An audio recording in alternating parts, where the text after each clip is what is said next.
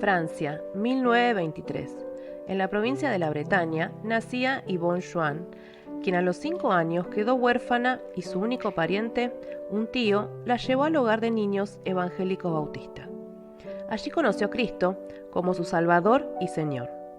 A los 18 años salió del hogar y fue a cuidar un matrimonio anciano de pastores hasta los 21 años.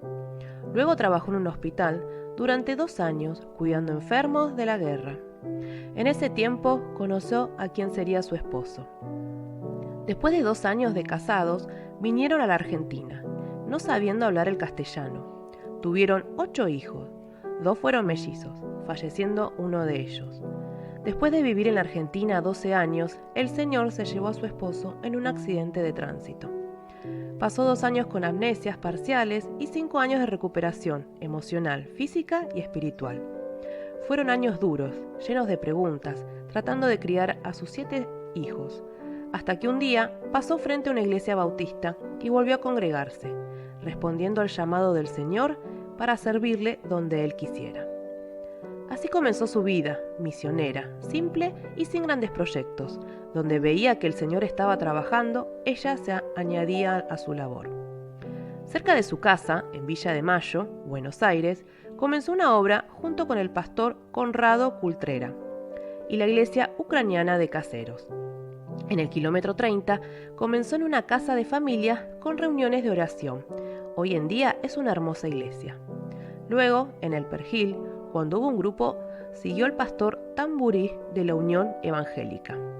En Granbur, repartiendo tratados, una niña la llama para que hable con su mamá, quien era una creyente apartada que tenía 12 hijos.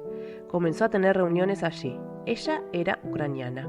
Invitó a los hermanos de Caseros, quienes vinieron, y también estuvieron los hermanos nazarenos. Y hoy es una iglesia. Fue a la ciudad de Pilar y allí comenzó en casas de familia. Luego llamó a la iglesia nazarena, quien se hizo cargo de la obra. El Señor la llamó un poco más lejos de Buenos Aires y la llevó a Los Antiguos, provincia de Santa Cruz, donde quedó un grupo que hoy se sigue reuniendo. Uno de sus hijos se fue a vivir a Tierra del Fuego, Ushuaia. Lo fue a visitar y sintió el llamado a Tolwyn, a 150 kilómetros de Ushuaia. Allí comenzó como siempre repartiendo tratados, reuniones caseras y hoy funciona una hermosa iglesia. Luego fue a 28 de noviembre con su nueva misionera Sara. Trabajaron allí predicando. No quedó formada una iglesia, pero sí personas convertidas al Señor. Después se fue a Villa Langostura, juntando creyentes que no se reunían y reuniéndose en casas, hablando a otros de Cristo, y estuvo allí 9 meses y otros continuaron la obra. Y parece el cuento de nunca acabar, pero de allí fue a Lago Posadas, provincia de Santa Cruz. Allí también dejó un grupo que hoy sigue reuniendo y creciendo. El gozo es que hoy en cada lugar donde fue, o se formó una iglesia, o hay hermanos fieles que se siguen reuniendo, pero en cada lugar hay testimonio del Evangelio. El trabajo en cada lugar comenzó repartiendo tratados, buscar una casa que se abra para tener reuniones, formar un grupo y pedirle a un pastor de su iglesia que se haga cargo. Hoy tiene 96 años. ¿Ustedes creen que se quedó quieta? No deja de trabajar para el Señor. Sigue visitando Playa Dorada, Río Negro, repartiendo tratados, haciendo evangelismo personal y varias personas ya aceptaron al Señor. Sus fuerzas van decayendo. Y alguien dijo, ¿quién tomará la antorcha? Cada lugar fue especial. Lugares donde la llamaron a orar, luego se formaron grupos, otros fue el desafío de ir donde no había testimonios de Cristo. Ella repite las palabras del Señor.